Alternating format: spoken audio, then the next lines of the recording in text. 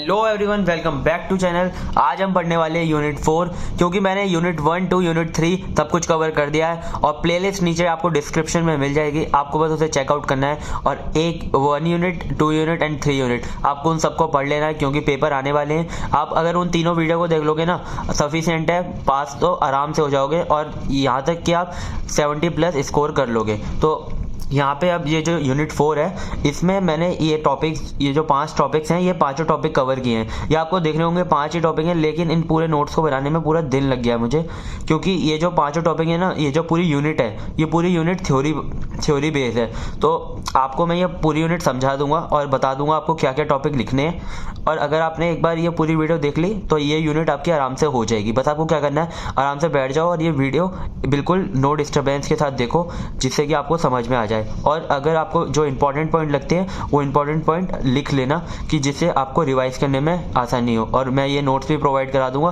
कि जिससे आप रिवाइज कर सको। तो देखो, मैंने टॉपिक में यहाँ पे symbol table, data structure for symbol table पढ़ाया है, और यहाँ पे एक क्वेश्चन भी कराया है जो कि 2022 और 23 में आया है 10 मार्क्स में।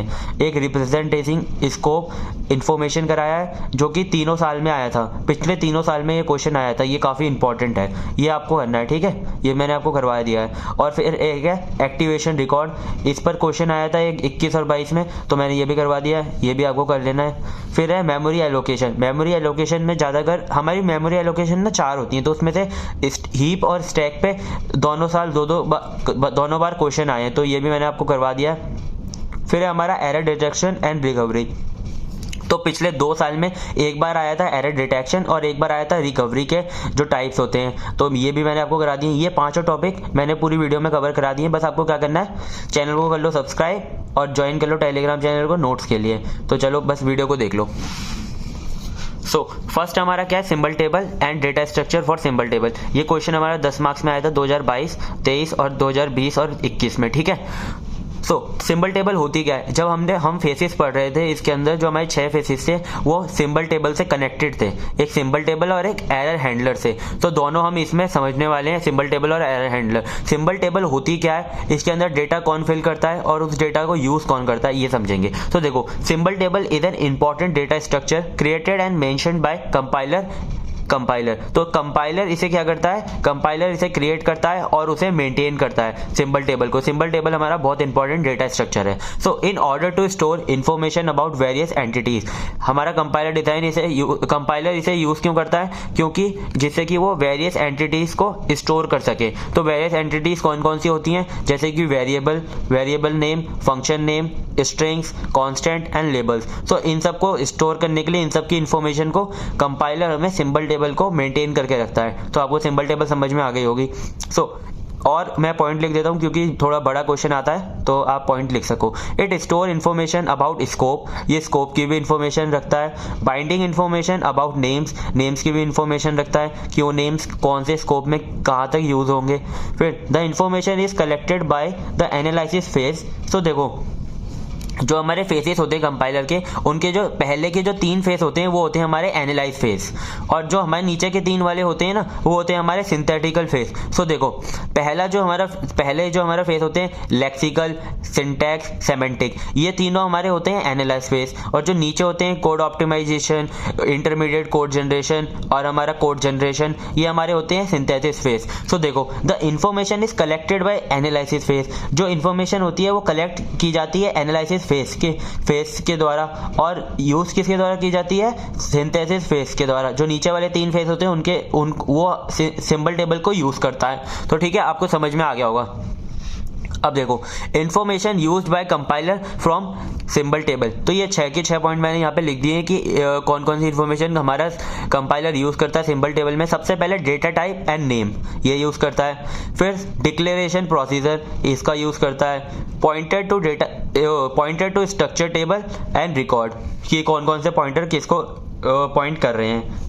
Parameter passing by value, pass by reference, ये भी यूज करता है। Number and types of arguments pass to function, ये भी यूज़ करता है, एंड बेस एड्रेस, इन सबको यूज़ करता है कंपाइलर किसके थ्रू, सिंबल टेबल के थ्रू। तो सिंबल टेबल हमारे काफ़ी इंपॉर्टेंट कॉन्सेप्ट है, तो इस टॉपिक का नाम भी हमारा सिंबल टेबल ही है। तो ये वाला जो क्वेश्चन था इसके अंदर हमें पूछा था डिफाइन सिंबल टेबल। तो डिफाइन सिंबल टेबल यानी कि आप इसमें से कितना भी अपना लिख सकते हो अपने हिसाब से जितना आपको लिखना है। फिर आएगा explain about data structure used for symbol table. अब सिंबल टेबल हमारे कौन कौन से डेटा स्ट्रक्चर को यूज़ करती है। तो देखो मैंने यहाँ पे सारे डेटा स्ट्रक्चर बता दिए हैं कौन कौन से। तो देखो सिंबल टेबल वैसे हमारे 4 डेटा स्ट्रक्चर यूज़ करती है। पहला होता है list, link list, hash table and binary search tree.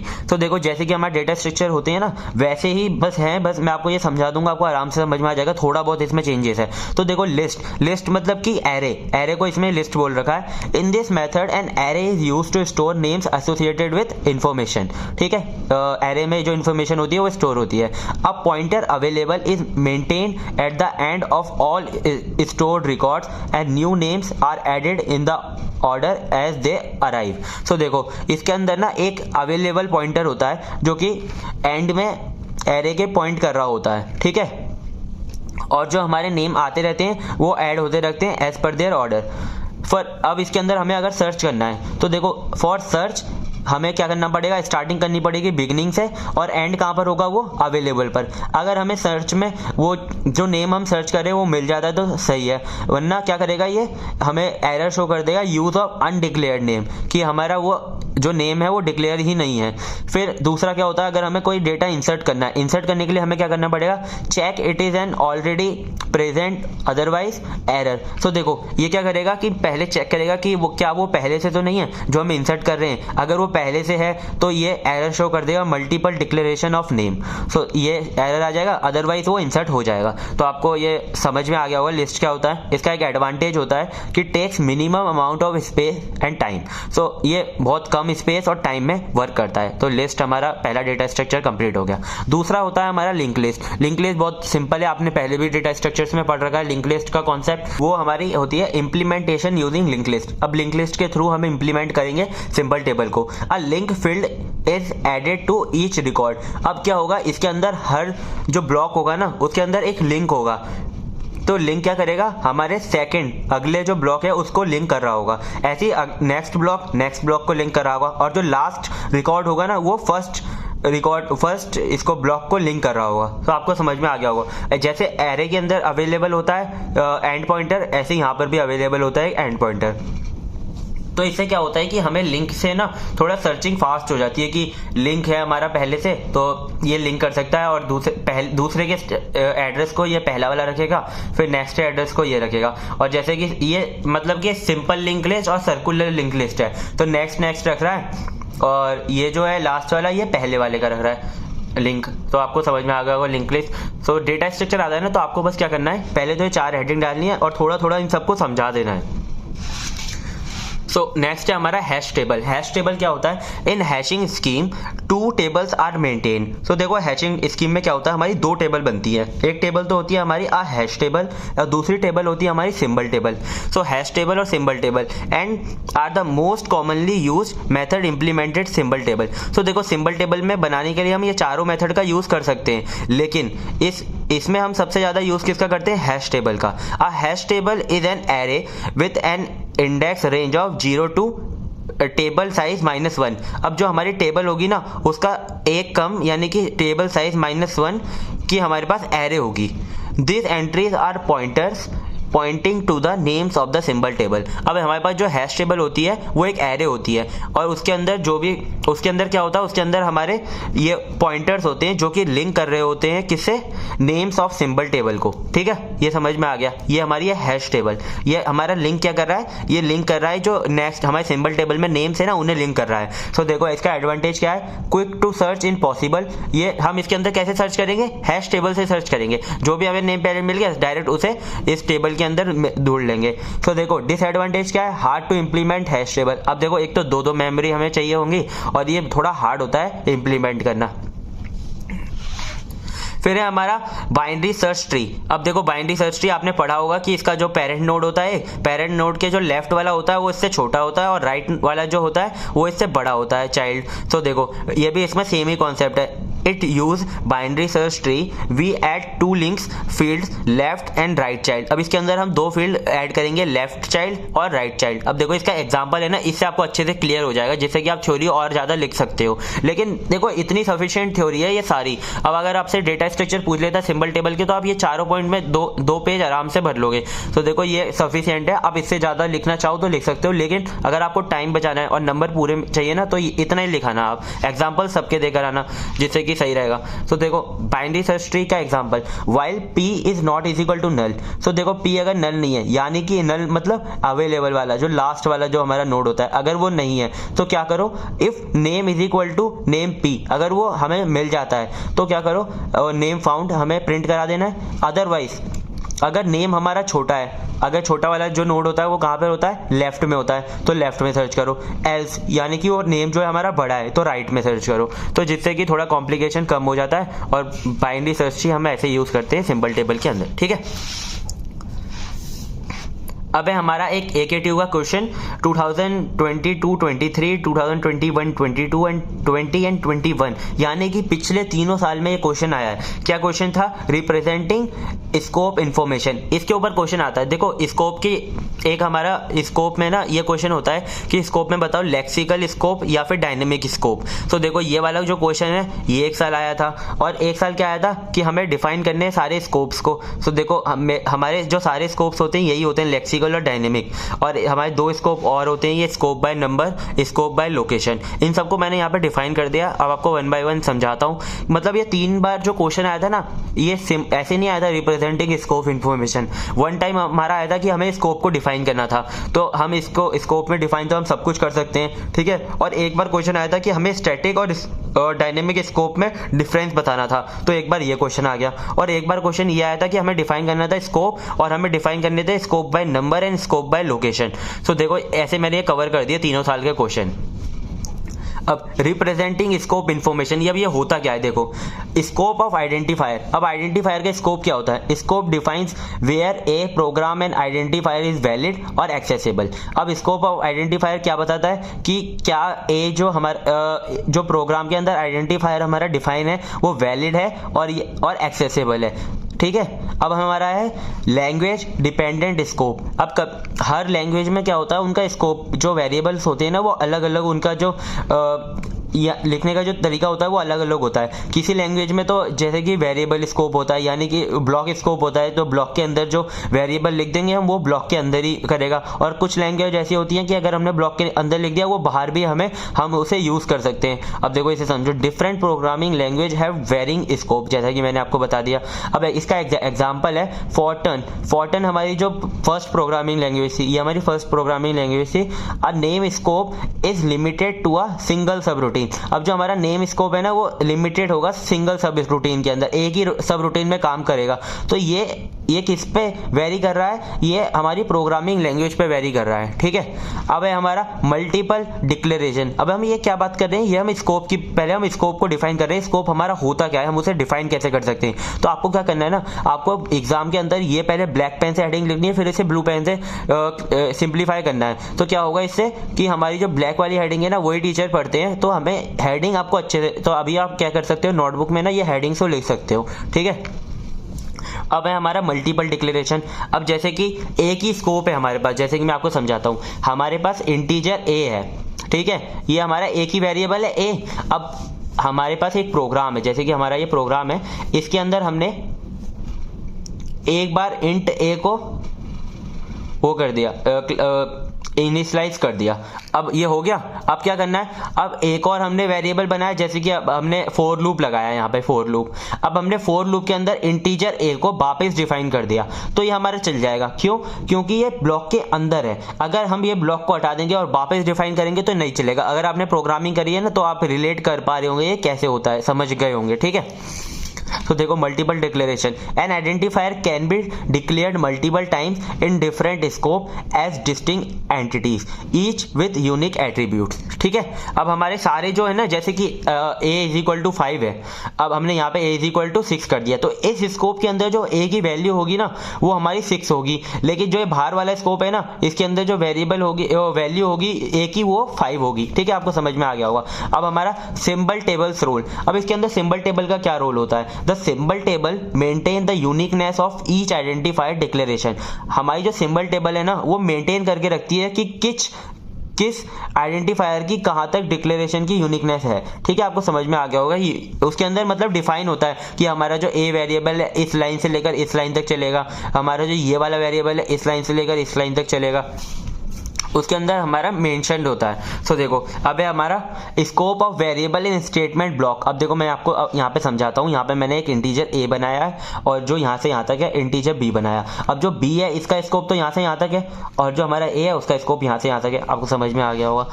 अब स्कोप of formal arguments of function, अब कभी कभी हम फंक्शन के अंदर आर्ग्यूमेंट को पास करते हैं, जैसे कि हमने इंट n ये हमने आर्ग्यूमेंट पास कर रखा है, तो इसका जो स्कोप है ना फंक्शन के अंदर ही है सिर्फ, तो ये स्कोप ऑफ आर्ग्यूमेंट हो गया। तो आप ऐसे मतलब एग्जांपल देके समझा सकते हो अच्छे से।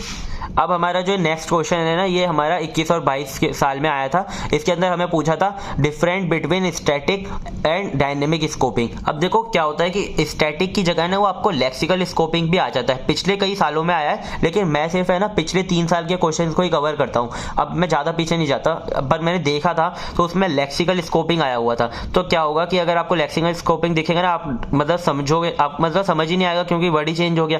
पर मैं आपको बता देता हूँ कि स्टैटिक को ही हम लेक्सिकल कहते हैं। अगर लेक्सिकल आए तब भी स्टैटिक लिखना, स्टैटिक आए तब भी स्टैटिक लिखना।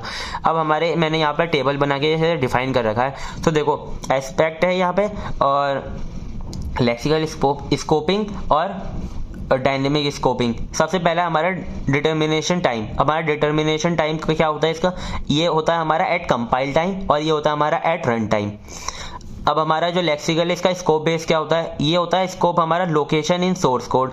जो सोर्स कोड के अंदर लोकेशन है उसी पर काम करेगा। और हमारा जो डायनेमिक स्कोपिंग होता है वो हमारा कहाँ काम करता है? कॉलिंग सीक्वेंस ऑफ फंक्शन, कि हमें फंक्शन को कैसे कॉल कर रखा है उसके हिसाब से करेगा। कि पहले अगर जैसे इसको लोकेशन नहीं मिलेगी ना तो ये क्या करेगा, ये ब्लॉक के अंदर ही ढूंढेगा लोकेशन। लेकिन अगर इसे लोकेशन नहीं मिलेगी ना तो जिस फंक्शन ने इसको कॉल किया होगा ना उस पर जाएगा और उसे ढूंढेगा। देखो मैंने आगे इसे समझा भी रखा है। प्रेडिक्टेबल, अब ये कितना प्रेडिक्टेबल है? ये हाई है और ये लो है। ये जल्दी मिल जाता है, ये जल्दी नहीं मिलता, क्योंकि ये ब्लॉक के अंदर ही इसे ढूंढना होता है। अगर मिल गया तो सही है, नहीं मिला तो ये एरर शो कर देगा। ऐसे ही हमारा फंक्शन होता है, ये हमारा क्या होता है? लो होता है। कि अगर ये हमें काफ़ी लंबे तक जाता है, कि मतलब अगर नहीं मिला तो जिसने कॉल किया उस पर जाएगा, फिर उसे वहाँ पर भी नहीं मिला तो ये मेन फंक्शन पर जाएगा। अब मेन फंक्शन पर भी नहीं मिला तब जाके ये एरर शो करेगा। तो ये थोड़ा हाई होता है, ये लो होता है। अब variable accessibility determined by code block and influence by function order call. ये मैंने आपको समझा दिया कि फंक्शन जो कॉल करता है उसके पास जाता है और ये ब्लॉक के अंदर ही करता है। अब ये जो है ना ये वाले जो ब्लैक कलर से मैंने पॉइंट लिख रखे हैं आपको इन्हें याद रखना है। ये आपने लिख दिया तो आप इन्हें तो आराम से लिख दोगे। अब कॉमन यूजेस क्या है इसका? Preferred in most modern languages. अब जो हमारी नई लैंग्वेज आ रही है वो हमारी लेक्सिकल स्कोपिंग को यूज करती हैं, और जो हमारी पुरानी लैंग्वेज थी तो ये अब हमारा लेस कॉमन है, यानी कि अब ज़्यादा यूज़ नहीं होता डायनेमिक स्कोपिंग पर, लेकिन पहले यूज़ होता था। ठीक है, आपको समझ में आ गया होगा। अब हमारा 2022 और 23 में ना डिफाइन स्कोप के साथ एक ये भी पूछ लिया था कि scope by number and scope by location ये बताओ। तो देखो ये मैं आपको बताता हूँ, ये एग्जाम्पल के थ्रू आपको समझाता हूँ। ये मेरे पास एक प्रोग्राम है, ठीक है, ये प्रोग्राम को आप अच्छे से देख लो पहले। तो देखो इस प्रोग्राम के अंदर है ना पहले मैंने एक इंटीजर ग्लोबल वेर इसे मैंने डिफाइन कर रखा है। किससे? इंट मेन से पहले। इंट मेन से पहले मैंने डिफाइन कर रखा है, तो मतलब ये ग्लोबल वेरिएबल है, ये हर जगह मैं इसे यूज कर सकता हूँ। तो global variable is equal to 10। और अब मैंने प्रोग्राम लिख रखा है इंट मेन के अंदर। इंट मेन के अंदर मैंने एक डिफाइन कर रखा है वेरिएबल मेन वेर, ठीक है। और अब हमारा इफ है, इफ के अंदर मैंने डिफाइन कर रखा है नेक्स्ट वेर, ठीक है। अब देखो इसे हम डिफाइन कैसे करते हैं? स्कोप बाय नंबर में, स्कोप बाय लोकेशन में। स्कोप बाय नंबर में अगर हमें पूछेगा कि ग्लोबल स्कोप का नंबर क्या है, तो देखो हायरार्किकल बनाएंगे हम सबसे पहले। तो देखो ग्लोब स्कोप हमारा सबसे ऊपर आएगा तो इसका नंबर होगा 1, क्योंकि ये पूरे के पूरे प्रोग्राम को उसमें एक्सेस कर सकता है, ठीक है। अब हमारा दूसरा है मेन फंक्शन स्कोप। अब अगर हमारा मेन फंक्शन का स्कोप देखेंगे तो वो हमारा 2 आएगा, यानी कि 2 नंबर। ये हमारा मेन स्कोप है, ठीक है, और ये हमारा ग्लोबल स्कोप है। तो ये आप देखो इस सर्कल से आप समझ लो। और अब हमें पूछेगा कि इफ स्टेटमेंट का स्कोप क्या है, तो वो मेन के अंदर आएगा, तो वो आएगा हमारा 3 नंबर। तो देखो सबसे बड़ा जो सर्कल बना वो 1 नंबर, देन 2, देन 3। ये होता है हमारा स्कोप बाय नंबर, ठीक है। अब है हमारा स्कोप बाय लोकेशन। तो देखो global scope include global variable. अब हमारा जो ग्लोबल वेरिएबल है वो किसके अंदर आ रहा है, ग्लोबल स्कोप के अंदर। अब हमारा जो मेन फंक्शन का स्कोप है वो किसके अंदर, वो मेन वेर जो है वो किसके अंदर आ रहा है, मेन फंक्शन के अंदर। अब जो हमारा नेस्टेड वेर है वो किसके अंदर आ रहा है, इफ स्टेटमेंट के अंदर। तो ये हमारा होता है स्कोप बाय लोकेशन, ये होता है स्कोप बाय नंबर। आपको समझ में आ गया होगा। आप इसे मतलब थोड़ा और बड़ा भी लिख सकते हो, और एक एग्जाम्पल दोनों के साथ एक एक दे देना, तो जिससे कि आपको नंबर अच्छे मिलेंगे। सो नेक्स्ट टॉपिक में मूव करते हैं हम। नेक्स्ट हमारा है ये जो कि 2021 और 22 में आया है, run time administration implementation of simple stack allocation scheme, ठीक है। ये काफी इजी टॉपिक है, मैं आपको अच्छे से समझा देता हूं। तो देखो एक्टिवेशन रिकॉर्ड ये क्या होता है, ये भी हमारा आया है एक्टिवेशन रिकॉर्ड पिछले साल, तो मैं आपको बता रहा हूं। Activation record, the activation record is crucial for handling data necessary for a procedure singles execution. जब हमारा जो प्रोग्राम रन होता है ना, तो वो हमारा एक एक्टिवेशन रिकॉर्ड बनाता है, और जो हमारा एक्टिवेशन रिकॉर्ड है वो सब में मतलब जितने भी प्रोग्राम होते हैं ना उनमें बनाया जाता है। उस एक्टिवेशन जो रिकॉर्ड होता है ना, वो हमारा एक स्टैक के डेटा स्ट्रक्चर में स्टोर होती है, उसकी सारी की सारी वैल्यू। तो देखो कैसे स्टोर होती है, when a procedure is called, जब हमारा प्रोसीजर कॉल्ड होगा, this record is pushed into a stack, जो भी हमारे रिकॉर्ड के अंदर वैल्यूज होंगी वो स्टैक के अंदर पुश कर दी जाएंगी, and it's remove once control return to the calling function. अब जैसे ही वो प्रोसीजर खत्म होगा वो वैसे ही इन सब वैल्यूज को रिमूव कर देगा ऑटोमेटिकली, ठीक है। अब देखो अब हम ये जितने भी हैं ये 6 के 6 ये जो ब्लॉक है ना आपको याद कर लेना है। इसके अंदर 7 value, return value, actual parameters, control link, access link, saved machine status, local data and temporaries. अब हम इन्हें एक एक करके समझेंगे। तो देखो रिटर्न वैल्यू क्या होती है, रिटर्न वैल्यू क्या होता है, allow the called procedure to return a value to a caller. अब ये हमें अलाउ करता है जो भी प्रोसीजर ने इसे कॉल किया है उसे वैल्यू रिटर्न करने के लिए, ठीक है। अब होता है हमारा एक्चुअल पैरामीटर। एक्चुअल पैरामीटर क्या होता है, used by the called to provide parameter to a called procedure. अब जिसको हमने कॉल किया है ना उसके अंदर हमने कुछ पैरामीटर डिफाइन किए होंगे। अब जैसे हम जैसे कि हम अगर सम का फंक्शन हम डिफाइन करते हैं और इसको अगर हम कॉल करते हैं, तो हमें सम के अंदर हमें ये भी पैरामीटर डिफाइन करने होते हैं कि हमारा a क्या है और b क्या है। जैसे कि अगर हमें a प्लस b करना है तो हमें a पहले डिफाइन करना पड़ेगा, a हमारा 2 है और b हमारा 3 है। तो ये होते हैं हमारे पैरामीटर्स। अब आएगा हमारा कंट्रोल लिंक। कंट्रोल लिंक क्या होता है, ये कनेक्ट करता है कॉलर्स एक्टिवेशन रिकॉर्ड को। ये हमारा जो एक्टिवेशन रिकॉर्ड है उसे कॉलर से कनेक्ट करता है, ठीक है। अब आएगा हमारा एक्सेस लिंक। एक्सेस लिंक क्या करता है, ये हमारे non local data in other activation record. अगर कुछ डेटा हमारे दूसरे एक्टिवेशन रिकॉर्ड के अंदर है, अब जैसे कि हमने एक प्रोग्राम बनाया कैलकुलेटर का, ठीक है। अब उस कैलकुलेटर प्रोग्राम के अंदर हमने कुछ फंक्शंस डिफाइन किए, जैसे कि हमने एक एडिशन का फंक्शन डिफाइन किया, एक हमने सब्ट्रैक्शन का फंक्शन डिफाइन किया। अब यहाँ पर अब जो हमारा मेन फंक्शन चला इसके लिए हमने एक वो एक्टिवेशन रिकॉर्ड बनाया, ठीक है।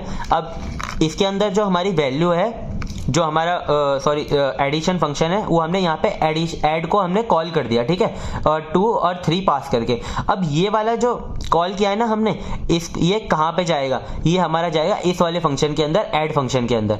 सो ऐड फंक्शन की जो इन्फॉर्मेशन है ना वो हमारी दूसरे उसके अंदर एक्टिवेशन रिकॉर्ड के अंदर स्टोर होगी। तो इस वाले एक्टिवेशन रिकॉर्ड के अंदर दूसरे वाले एक्टिवेशन को अगर हमें लिंक करना है तो एक्सेस लिंक को हम यूज करते हैं। देखो मैं आपको ये डीपली समझा रहा हूँ जिससे कि आपको ये रटना ना पड़े, आपको ये समझ में आ जाए, तो आप ये आराम से लिख सको। अब हमारा सेव्ड मशीन स्टेटस, ये क्या करता है, जितना हमारा प्रोग्राम रन हो जाएगा ना उतने को ये सेव करता चलेगा, ठीक है। अब हमारा लोकल डेटा। लोकल डेटा वही होते हैं जो हमारे डेटा फंक्शंस या फिर हमारे प्रोग्राम के अंदर डिफाइन होते हैं, वही हमारे लोकल डेटा होते हैं। फिर है हमारा टेम्परेरीज, स्टोर इंटरटर्म वैल्यूज। अब टेम्परेरीज क्या होता है, अब हमारे पास कोई इक्वेशन है, जैसे कि x plus y multiply by z, ये हमारे पास इक्वेशन है। तो पहले ये इज इक्वल टू हमें क्या करना है, ए इज इक्वल टू हमें ये इक्वेशन सॉल्व करनी है। तो ये सबसे पहले क्या करेगा, एक्स प्लस वाई को एक टेम्प के अंदर बना लेगा। तो ये हमारा जो टेम्प होगा ना, ये हमारा होता है टेम्पररीज, कि पहले हम पहले हम y इंटू जेड को स्टोर करेंगे, फिर हम इसकी जो वैल्यू आएगी टेम्प की, जैसे t1 आई तो इसे हम प्लस कर देंगे x के साथ, ठीक है। ये हमारे टेम्पररीज होते हैं। अब क्या है हमारा, अब हमारा ये क्वेश्चन जो है 2022, 23 और 21, 22 यानी कि 2 साल पिछले 2 साल में आया है। इसमें हमें क्या पूछा था, हीप और स्टैक के अंदर डिफरेंस पूछा था, ठीक है। सो देखो, memory allocation method in compilation.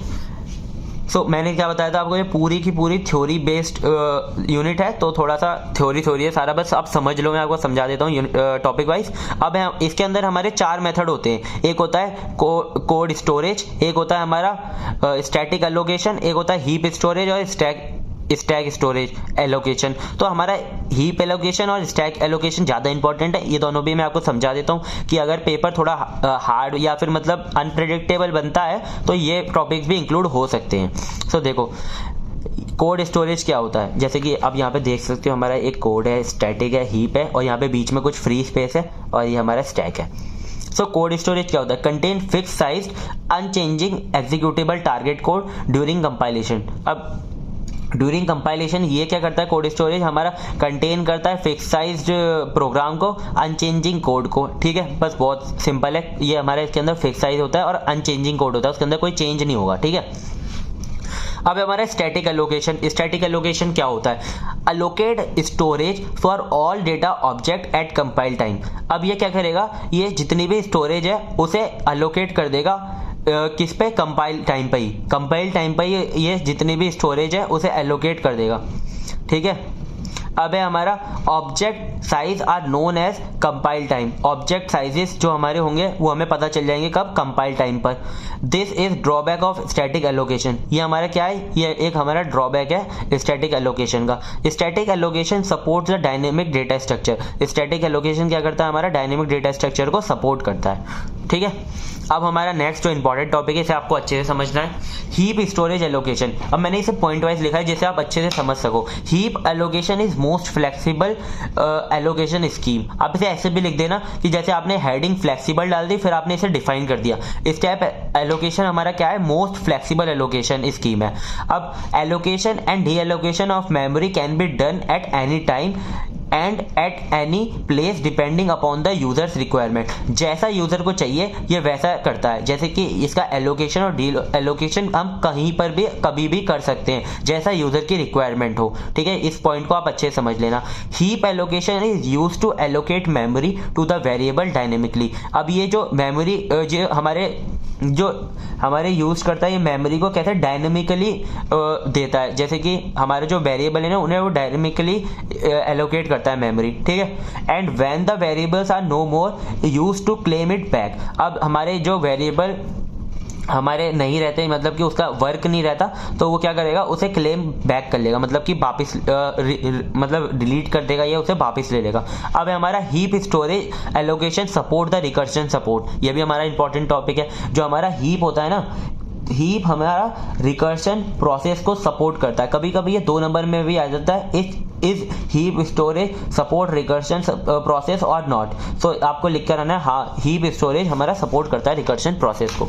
So next topic पे मूव करते हैं, ये भी हमारा काफ़ी इंपॉर्टेंट टॉपिक है, स्टैक स्टोरेज एलोकेशन। जैसे हमने हीप स्टोरेज एलोकेशन पढ़ा, वैसे ही stack storage allocation. Storage is organized as a stack. हमारी जो स्टोरेज होगी वो कैसे ऑर्गेनाइज होगी, स्टैक आपको पता है डेटा स्ट्रक्चर कैसा है, लीनियर डेटा स्ट्रक्चर है। अब an activation record is pushed into stack when activation begin and it is popped when the activation end. अब देखो, आपको एक्टिवेशन का इसका पता होना चाहिए। जैसे कि अब हमारा जब भी ये हमारा स्टार्ट होता है ना एक्टिवेशन रिकॉर्ड, तो उसके अंदर सारा डेटा हमें किस फॉर्म में डाला होता है, स्टैक की फॉर्म में डाला होता है। और जैसे ही वो हमारा खत्म होता है तो जितना भी डेटा है हमारा पॉप कर लिया जाता है एक्टिवेशन रिकॉर्ड के अंदर से। The value of local variable when activation end. So जो हमारी लोकल वेरिएबल की जो वैल्यूज होती हैं जब एक्टिवेशन एंड होता है तो वो डिलीट हो जाती हैं अपने आप ही, ठीक है। अब देखो, this allocation support the recursion process, जैसे कि हीप सपोर्ट करता है वैसे ये भी रिकर्शन प्रोसेस को सपोर्ट करता है। अब देखो एग्जाम में क्या होता है, स्टैक और हीप के अंदर काफी ज्यादा डिफरेंस पूछा जाता है। अब देखो मैंने आपको डिफाइन तो करके बता दिया, आपको मतलब अगर स्टैक और हीप के अंदर डिफरेंस पूछा जाए ना तो आपको सबसे पहले क्या करना है, स्टैक को डिफाइन करना है, फिर हीप को डिफाइन करना है, फिर आपको ये टेबल बना के आनी है जिससे कि आपके पूरे 10 मार्क्स पक्के हो जाएं, ठीक है। क्योंकि क्या होता है कि थ्योरी में आपके हाथ में नहीं होता कि आपको पूरे मार्क्स मिले, तो थ्योरी में क्या होता है कि आप जितने अच्छे से जो हमारा आंसर है उसे डिजाइन या फिर मतलब फ्रेम मतलब दिखाओगे ना, जैसे जो आंसर होगा उसका फॉर्मेटिंग आप जितने अच्छे से करोगे उतना अच्छे आपको नंबर मिलेंगे। तो देखो स्टैक वर्सेस हीप मैंने आपको यहाँ पे पॉइंट वाइज समझाया है। तो देखो यहाँ पे एस्पेक्ट्स हैं, यहाँ पे मेमोरी एलोकेशन कैसे होता है, कंटिन्यूअस ब्लॉक में होता है, स्टैक का हमारा कंटिन्यूअस ब्लॉक में होता है और हीप का हमारा रैंडम ऑर्डर होता है। अब एक्सेस टू डेटा इसका फास्टर होता है, इसका स्लोअर होता है। अब डेटा स्ट्रक्चर ये कैसा है, ये हमारा लीनियर डेटा स्ट्रक्चर है, ये हमारा हायरार्किकल डेटा स्ट्रक्चर है। अब इसका एक्सेस टाइप कैसा है, इसका एक्सेस टाइप कैसा है, only local variable, only local variable को ये एक्सेस करेगा और ये हमारा एक्सेस करेगा ग्लोबल वेरिएबल को भी, मतलब लोकल वेरिएबल को तो करेगा ही और ये हमारा ग्लोबल वेरिएबल को भी एक्सेस करेगा। अब है हमारा वेरिएबल रिसाइज, वेरिएबल रिसाइज इसमें नॉट पॉसिबल, इसमें कोई भी वेरिएबल को हम रिसाइज नहीं कर सकते और इसके अंदर हम रिसाइज कर सकते हैं वेरिएबल को, ठीक है। और अब हमारा डी एलोकेशन, इसके अंदर डी एलोकेशन अपने आप होती है, इसके अंदर मैन्युअली होती है। जैसा कि मैंने आपको बताया था, इसके अंदर जो हमारा जब डेटा जब खत्म हो जाता है ना तो वो अपने आप पुल आउट हो जाता है, उसके पॉप्ड हो जाता है स्टैक के अंदर से, और इसके अंदर जब यूजर की मर्जी होगी तभी होता है, ठीक है। ये इसका मतलब डिसएडवांटेज भी आप कह सकते हो, इसी इसका आप एडवांटेज भी कह सकते हो। फिर हमारा जो मतलब बहुत इंपॉर्टेंट टॉपिक है, जैसे कि अब हमारा सिंबल टेबल हमने कर लिया, ठीक है। अब हमारा आया एरर हैंडलर, जो हमारा जैसे कि अब हम जब फेसेस पढ़ते हैं ना तो इधर हमारा सिंबल टेबल होता है और राइट हैंड साइड हमारा एरर हैंडलर होता है। तो अब हम एरर के बारे में पढ़ेंगे पूरा। तो एरर क्या होते हैं, ये हमारे पिछले 2 साल आए हैं एरर, 2022-23 में आए थे और 2020-21 में आए थे, ठीक है। अब हमारा एरर डिटेक्शन और रिकवरी, ये हमारा पूरा टॉपिक आता है। मतलब कि जैसे आपसे ये बोल सकता है डिफाइन ऑल द एरर्स, तो आपको सारे के सारे एरर्स को डिफाइन करना पड़ेगा। ऐसे आ सकता है टाइप्स ऑफ एरर्स, और ऐसे भी आ सकता है कि define recovery method for errors, ठीक है। अब देखो, in the phases of compiler we have all the phases of the compiler, we all the phases of compiler we know that error may occur at various level of the compilation, so for the correct execution of code it too important to handle that error। अब देखो जो हमारा compilation time compilation क्या face होते हैं ना वो हमारे 6 होते हैं, उसके अंदर सबके अंदर हमें एक एरर हैंडलर लगाना पड़ेगा कि जिससे हमारा जो एग्जीक्यूशन है ना वो फास्ट हो, बीच में कहीं रुके ना, ठीक है। ये हमारा होता है एरर। एरर के बारे में मैंने आपको बता दिया। एरर तो आपको पता है ना क्या होता है एरर, जब भी हमारा जैसे कि अगर सिंटैक्स गलत है या फिर मतलब हमने लॉजिकल कोई एरर कर दिया तो हमारा वो एरर होता है। अब हमारा एरर हैंडलिंग कैसे करते हैं। Error handling is a process to detect error. सबसे पहले हमारा क्या है, detect error, report to the user, फिर यूजर को रिपोर्ट करे and then make some recovery strategies, फिर रिकवरी स्ट्रेटेजी करे मतलब बनाए जिससे कि वो उसे रिकवर कर पाए and implement them to the handle the error, और उन सबको मिलके क्या करे, यूज करे हैंडल करने में एरर को। तो यही सब हमारा होता है एरर हैंडलिंग। कभी कभी 2 नंबर में आ जाता है व्हाट इज एरर हैंडलिंग, तो आपको ये डिफाइन कर देना। जैसे कि मैंने इसमें मतलब आपको 3 पॉइंट लिखने, detect error, report to the user and then make some recovery strategies. So for all this process we have error handlers. So इन सब के लिए हमारे पास क्या है, एक एरर हैंडलर होता है which is responsible for the error handling process. So आप ऐसे भी लिख सकते आ सकते हो कि error handler is equal to error detecting, error report and error recovery. आपको समझ में आ गया होगा, ये हमारे सारे फंक्शंस होते हैं एरर हैंडलर के। अब हम टाइप्स देखेंगे एरर के। ये आपको कभी भी एरर आए ये बना के आना है, क्योंकि flow charts are very important in our exam. So जैसे कि आप अगर फ्लो चार्ट बना दोगे तो काफ़ी ईजी हो जाएगा एग्जामिनर को आपको नंबर देने में। तो देखो एरर्स हमारे 2 टाइप के होते हैं। एक तो हमारा होता है कंपाइल टाइम एरर, एक होता है हमारा रन टाइम एरर, जिसे कि मतलब लॉजिकल एरर होता है, जिसे हम अभी समझेंगे, जैसे हम कह सकते हैं लॉजिकल एरर। अब हमारा जो कंपाइल टाइम होता है ना, कंपाइल टाइम एरर, ये हमारे 3 तरह के होते हैं, lexical face error, synthetic face error and semantic phase error. यही हमारे तीनों हमारे सिलेबस में, हमें इन्हीं को अच्छे से समझना है और हम लॉजिकल एरर को भी समझेंगे, ठीक है। और फिर उसके बाद हम रिकवरी मेथड्स को देखेंगे। सबसे पहले हमारा होता है लेक्सिकल फेस एरर्स। सो देखो इसकी डेफिनेशन क्या होती है, occurs when the sequence of character does not form a recognisable token during the source program scanning preventing valid token generation. अब देखो इसका मतलब क्या है, मैं आपको समझाता हूँ। तो जब भी हमारा जो टोकन होता है ना, जैसे लेक्सिकल फेज होता है, लेक्सिकल फेज में हम क्या जनरेट करते हैं, सीक्वेंस ऑफ टोकन को जनरेट करते हैं। अब हमारा जो टोकन है ना, वो ऐसा अगर कैरेक्टर आ जाता है, ऐसा सीक्वेंस ऑफ कैरेक्टर आ जाता है जिससे कि हमारा रिकॉग्नाइजेबल टोकन जनरेट नहीं हो पा रहा है, तो ये क्या करेगा, वहां पर ये एरर जनरेट करेगा। अब हमारे पास जैसे इसके कॉजेज क्या हो सकते हैं वो भी समझाता हूं मैं आपको। Adding an unnecessary character. अब आपने अगर कोई अननेसेसरी कैरेक्टर ऐड कर दिया, जैसे कि आपने ये टिल्डा ऐड कर दिया या फिर आपने एम्परसेंड ऐड कर दिया, तो इनका जो टोकन बनाने में ना काफ़ी टाइम लगता है, या फिर ये गलत हो जाते हैं किसी किसी प्रोग्रामिंग लैंग्वेज में, तो ये एरर जनरेट कर देते हैं। ठीक है, अब है हमारा सब्स्टिट्यूटिंग अ कैरेक्टर इनडायरेक्टली। कभी कभी आप सब्स्टिट्यूट कर देते हो कुछ कैरेक्टर को बिना मतलब इनकरेक्टली, कभी कभी गलत तरीके से आप सब्स्टिट्यूशन कर देते हो कैरेक्टर को, तो ये एरर जनरेट होता है। Swapping two characters. अब आप अगर दो ही कैरेक्टर को आप स्वैप कर दोगे तभी एरर जनरेट होगा। ठीक है, अब हमारा एग्जांपल क्या है इसका, द प्रेजेंस ऑफ कैरेक्टर। अब मैंने आपको समझा दिया कि मतलब तीनों कैरेक्टर आ जाए तो हमारा लेक्सिकल एरर। तो मतलब क्या है, अगर आपने एरर बताना है, जैसे लेक्सिकल एरर आप याद रख सकते हो। लेक्सिकल एरर में, लेक्सिकल फेस में हमारा क्या जनरेट होता था, हमारा टोकन जनरेट होते थे, तो उसी वजह से एरर होगा। तो आपको बस याद रखना है, लेक्सिकल एरर आए तो हमें ऐसे लिख कर आना है, पहले डेफिनेशन लिखना, फिर उसके कॉजेस लिखना, फिर एक एग्जाम्पल दे देना। ठीक है, फिर है हमारा सिंटैक्टिकल फेज एरर, इसे हम सिंटैक्स एरर भी कहते हैं। ठीक है, अब ये बिल्कुल सिंपल है। सिंटैक्स एरर, अगर आपने कोई प्रोग्रामर ने सिंटैक्स में गलती कर दी, syntax error occur due to coding mistakes by programmer. अगर आपने कोई गलती कर दी उसके अंदर सिंटैक्स में, तो ये सिंटैक्स एरर शो करेगा। अब ये इसके सोर्सेज क्या होते हैं, इम्बैलेंस पैरेंथेसिस। अब आपने जैसे कोई इक्वेशन लिखी है, आपने ऐसे समझाता हूँ, पूरा भर गया। अब आपने जैसे ये लिखा है a प्लस बी, ये आपका एक ब्रैकेट पूरा बंद कर दिया, आपने प्लस सी लिख दिया और यहाँ पे ब्रैकेट ओपन कर दिया। अब आपने ये ब्रैकेट बंद नहीं किया, तो ये क्या आएगा हमारा, ये इम्बैलेंस पैरेंथेसिस है, यानी कि ये हमारा क्या है, ये हमारा इम्बैलेंस वो है, आ रहा है ब्रैकेट, तो ये एरर शो करेगा। अब है ओमिटिंग सेमीकोलन। अब सेमीकोलन लगाना भूल गए तो भी एरर, ये सबसे ज़्यादा एरर जनरेट होता है प्रोग्रामर्स के थ्रू। सो यही होता है। और ये हमारा एग्जांपल जैसे कि ये है इंट एक्स, अगर सी लैंग्वेज के अंदर हम ऐसे लिख देंगे तो ये हमें एक एरर शो करेगा। ठीक है, समझ में आ गया होगा आपको, दो एरर तो आपको समझ में आ गया अच्छे से। ठीक है, अब हम नेक्स्ट एरर पढ़ेंगे। तो नेक्स्ट एरर होता है हमारा सिमेंटिक फेस एरर। तो सिमेंटिक फेस एरर क्या होता है, it related to incorrect use of program statement impacting the program's meaning और लॉजिक।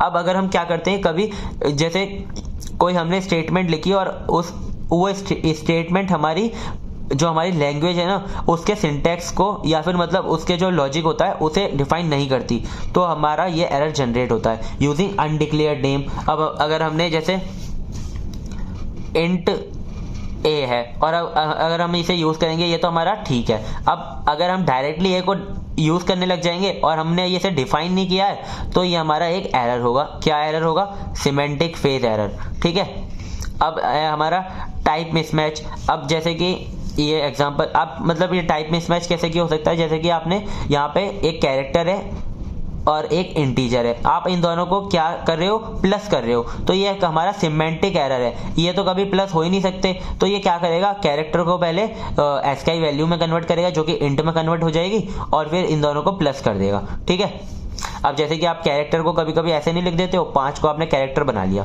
तो ये आपका कैरेक्टर बन गया। अब आप इसे प्लस करोगे 1 के साथ, तो ये क्या प्लस होगा, नहीं होगा। ये पहले ये 5 कैरेक्टर कौन सी वैल्यू में आ रहा है, फिर उसे चेक करेगा, फिर 1 को करेगा, एसकाई वैल्यू कन्वर्ट करके ये प्लस कर देगा। ठीक है, तो ये हमारा एक एरर होता है। अब इसका एक एग्जाम्पल देख लो, स्कैन एफ। अब परसेंटेज, हमने ये एफ लगाया, परसेंटेज एफ लगाया, ए और बी लिख दिया, ये हमारा एक एरर है क्योंकि यहाँ पे हमने एम्परसेंट नहीं लगाया। क्योंकि जब हम ऐसे डिफाइन करते हैं हमें एड्रेस पास करना होता है, हमने डायरेक्ट वेरिएबल पास कर दिए, तो एड्रेस हमारा एम्परसेंट ये आ गया, एम्परसेंट ये आ गया, तो ये होता है हमारा, ये पहले एरर है, हमने फिर ये रिमूव कर दिया एरर। ठीक है, फिर है हमारा लॉजिकल एरर, ये हमारा होता है रन टाइम एरर। ये हमारे जो तीनों मैंने पहले समझाया आपको, ये तीनों हमारे थे कंपाइल टाइम एरर, अब है हमारा लॉजिकल एरर जो कि हमारा होता है run time error. So logical error क्या होता है? अब nature of logical errors are mistakes in a program logic that compiler does not catch. अब ये क्या होगा कि कंपाइलर हमें एरर शो नहीं करेगा, लेकिन जो हमारी वैल्यू आई होगी ना वो गलत होगी।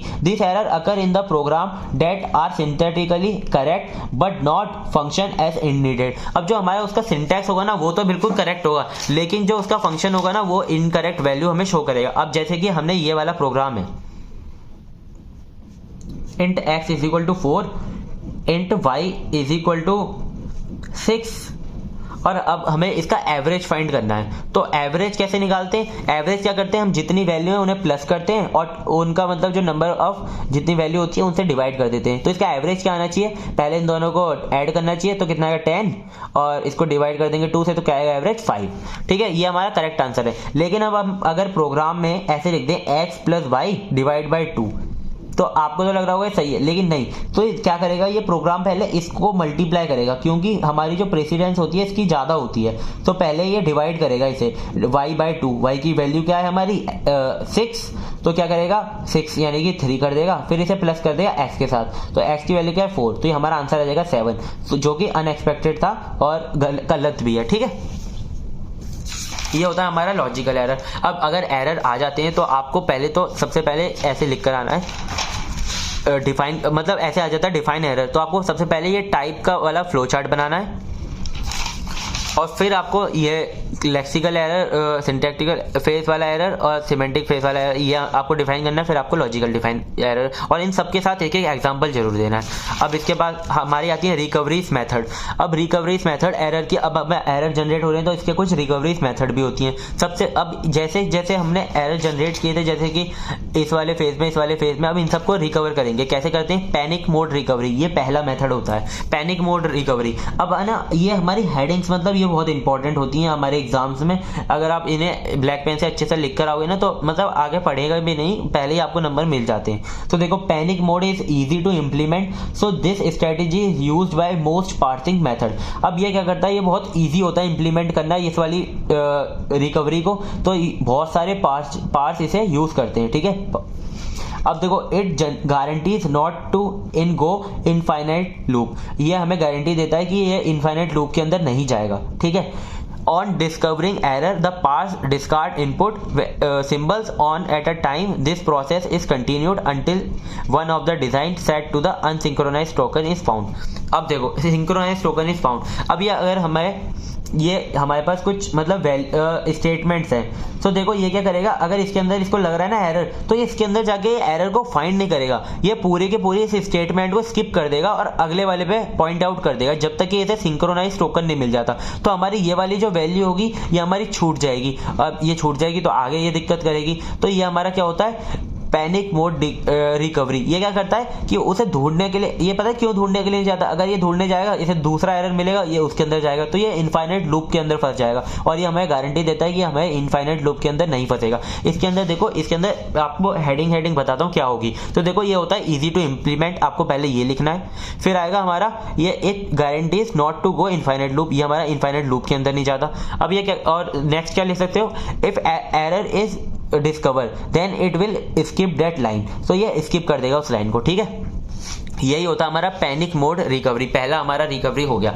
अब हमारा दूसरा होता है phase level recovery. Fast level recovery हमारा क्या होता है, phase it in this strategy on discovering an error. अब अगर इस स्ट्रेटेजी में हमें एरर मिल जाता है तो parser perform original correction on the remaining input. अब ये हमारे क्या है कि कुछ मॉडर्न कंपाइलर आ रहे हैं, उनके अंदर ये यूज होता है कि जैसे हमारी कुछ सेम हमारी कुछ मिस्टेक्स होती हैं, जैसे कि अब हम सेम कॉलन लगाना भूल जाते हैं। अब सेमी कॉलन के हमारे साथ में हमारे पास कॉमा होता है, हम क्या करते हैं कि जैसे हमने लगा दिया इंट एक्स और कॉमा, अब हम कॉमा लगा दिया, हमने प्रोग्राम को रन किया, तो हमारे मॉडर्न कंपाइलर के अंदर ये वाली रिकवरी यूज होती है। तो ये क्या करता है, the original correction fitting the missing of semi colons, अगर हम उसे कहीं पर अपने आप ही वो सेमी कॉलन लगा देगा, वो एरर जनरेट नहीं करेगा, तो जिससे हमारा जो है ना करेक्शन वो अपने आप ही हो जाएगा इसके अंदर।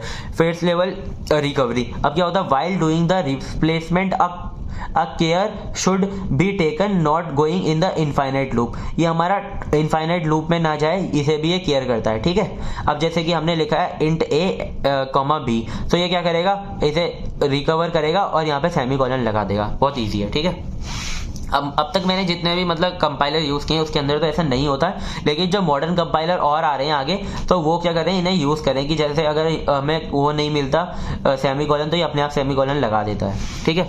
अब नेक्स्ट है हमारा एरर प्रोडक्शन। एरर प्रोडक्शन हमारा बहुत सारी लैंग्वेजेस यूज़ करती हैं। ट्राई और कैच मेथड आप समझो, जैसे कि आपके पास कोई एरर आ रहा है, आपको पता है वो एरर आएगा, आपको मतलब पता ही है वो एरर आएगा, तो ये क्या करता है, उसे एक वार्निंग जनरेट कर सकते हैं इससे हम, जैसे कि a technique allows a parser to generate relevant error message while continuing the parsing process, ठीक है। अब जैसे कि एग्जांपल से समझो, हमारे पास ये ग्रामर है E is equal to plus E then minus E और मल्टीप्लाई ए। अब देखो मल्टीप्लाई ए आ रहा है, तो ये क्या करेगा, एक बार प्रोग्रामर से पूछ लेगा, क्या वार्निंग दे देगा या पूछ लेगा कि क्या ये जो मल्टीप्लाई है ये हमारा यूनिनरी ऑपरेटर है, जैसे कि when error production encounter unary multiply A it sends an error message to the user asking to use multiply as unary or not, ठीक है। आपको समझ में आ गया। अब क्या है हमारा ग्लोबल करेक्शन। अब हमारा जो एरर, पहले आपको मैं अच्छे से समझाता हूँ कहीं आपको समझ में ना आया हो। एरर प्रोडक्शन हमारा कुछ हमें मतलब ऐसी पावर देता है कि आप पहले से ही आप उसमें अंदर डिफाइन कर सकते हो। अब जैसे कि हमें बार बार एक एरर आ रहा है कि your x is not defined, तो आप उसे क्या करो, एक ट्राई के अंदर डाल दो error is not defined, x is not defined, तो क्या करेगा, जैसे ही हमारा एरर आएगा एक्स इज नॉट डिफाइंड, तो क्या करेगा ये, उसकी जगह पे कोई और स्टेटमेंट अगर आपको रखना है तो वो आप उसके अंदर लिख सकते हो पहले से ही। तो जैसे ही ये वाला एरर आएगा एक्स इज नॉट डिफाइंड, तो उसकी जगह पे आप जैसे कि आप लिखना चाहते हो x is equal to 5, x is equal to 6, या फिर आप कोई भी स्टेटमेंट लिखना चाहते हो तो उसकी जगह पे वो हमें वो शो करेगा, ठीक है। ये होता है हमारा एरर प्रोडक्शन। अब है हमारा ग्लोबल करेक्शन। ग्लोबल करेक्शन एक हमारा ये थ्योरेटिकल कॉन्सेप्ट है, ठीक है। इसके अंदर क्या होता है कि ग्लोबली हम करेक्शन करते हैं। We often want such a compiler that makes very few changes in processing an incorrect input string to a correct input string। ये हमारा काफ़ी theoretical कॉन्सेप्ट है। इसके अंदर हम क्या कह रहे हैं कि हमें एक ऐसा कंपाइलर मिल जाए जिसके अंदर हम कोई इनकरेक्ट स्ट्रिंग डालें तो हमें वो करेक्ट स्ट्रिंग हमें कंपाइल करके दे दे, ठीक है। ये हमारा ग्लोबली करेक्शन आ गया। बस आपको ये लिख कर आ जाना है इसके अंदर कि अगर हम इसके अंदर इनकरेक्ट स्ट्रिंग दें तो ये हमें क्या करे, करेक्ट स्ट्रिंग प्रोवाइड करा दे। अब है हमारा सिंबल टेबल। तो देखो ये हमारे 4 कंप्लीट हो गए, चारों आपको अच्छे से समझ में आ गए होंगे, तो आपको ये पूरे मार्क्स लाने, ठीक है इससे। अब है हमारा symbol table. In semantic error are recovered by using a symbol table. अब हमारे जो सिमेंटिक एरर्स होते हैं ना, उन्हें हम रिकवर कर सकते हैं किसे, यूज करके सिंबल टेबल को। इसके एडवांटेज क्या है हमारे, it allows basic type conversion. अब ये हमारा क्या करता है, कुछ टाइप कन्वर्जन को अलाउ करता है, जैसे कि फ्लोट से इंट में कन्वर्ट कर देगा, ठीक है, इंट से फ्लोट में कन्वर्ट कर देगा, तो ये बेसिक टाइप कन्वर्जन हो गई, उन्हें अलाउ करता है। ओनली ये इसका डिसएडवांटेज क्या है, ये ओनली इम्प्लिसिट टाइप कन्वर्जन को पॉसिबल कर देगा। बस जो इम्प्लिसिट जो अपने आप होते हैं उन्हीं को ये पॉसिबल करता है, एक्सप्लिसिट को नहीं करता, ठीक है। ये हमारा हो गया सिंबल टेबल का मेथड, रिकवरी मेथड, जो कि हम एरर से रिकवर करेंगे, ठीक है, एरर से रिकवर करेंगे। अब हमारे यहाँ पे मैंने ना ये टेबल बना दिया है, ये भी आपको क्लियर होना चाहिए ये वाला कॉन्सेप्ट कि आप इसके अंदर मतलब और लाइंस अगर ऐड करना चाहो किसी टॉपिक के अंदर एरर के, तो आप इस टेबल से आराम से कर लोगे। देखो ये वाली टेबल मैं आपको अच्छे से समझाता हूँ। यहाँ पे मैंने एरर्स लिख रखे हैं तीनों, और यहाँ पे मैंने सारी रिकवरी मेथड लिख रखी हैं। तो कौन सा एरर किस रिकवरी मेथड से ठीक हो सकता है वो मैंने यहाँ पे लिख रखा है, कौन सा एरर किस रिकवरी मेथड से रिकवर हो जाएगा, ठीक है। सो देखो लेक्सिकल फेज एरर हमारा पैनिक मोड रिकवरी से ठीक हो सकता है, तो यहाँ पे मैंने राइट टिक लगा दिया है। फिर हमारा सिंटैक्स फेस एरर हमारा पैनिक मोड रिकवरी से ठीक हो सकता है, तो हमने लगा दिया राइट। लेकिन सिमेंटिक फेस एरर हमारा पैनिक मोड रिकवरी से ठीक नहीं होगा, तो यहाँ पे हमने क्रॉस लगा दिया। ऐसी आपको ये वाली टेबल एक बार गो थ्रू करनी है। ये मैंने यहाँ पे सारी लिख दी है, अगर मैं आपको एक एक समझाऊंगा तो फिर वही टाइम वेस्ट, आपको पता है, आपको बस ये इससे तो आपको पता चल गया ना कि मतलब क्रॉस है तो नहीं करेगा वो रिकवर, अगर हमारा राइट है तो ये रिकवर करेगा। सो यहाँ पे हमारी यूनिट 4 कंप्लीट हो गई है विद PYQs। मैंने सारे पिछले 3 साल के क्वेश्चन सारे कवर कर दिए इसके अंदर। अगर आपने ये अच्छे से वीडियो देख ली है तो आपको ये वीडियो अच्छे से समझ में आ गई होगी। ये नोट्स भी आपको मिल जाएंगे कहाँ पे, टेलीग्राम चैनल में मिलेंगे। टेलीग्राम चैनल का आपको लिंक हमें डिस्क्रिप्शन में मिल जाएगा, आपको जाके बस उसे ज्वाइन करना है और आपको नोट्स मिल जाएंगे। और भी यूनिट्स हैं हमारी जो कि आपको डिस्क्रिप्शन के अंदर मिल जाएगी। और अब आपको मेरे को एक और बात बतानी है कि जो मैंने यूनिट 3 बनाई थी उसके अंदर एक छोटा सा करेक्शन है, आपने अगर देखी है वो, तो उसके अंदर जब हम क्वाड्रपल और ट्रिपल बनाते हैं तो उसके अंदर मैंने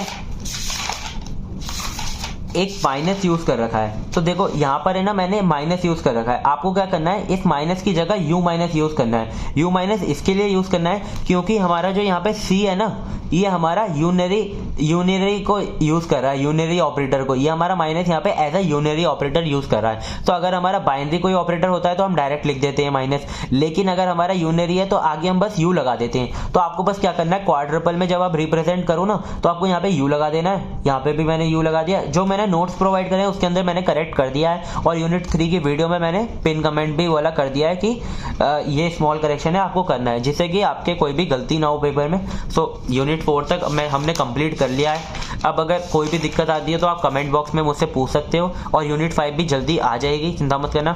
सो best of luck for exams.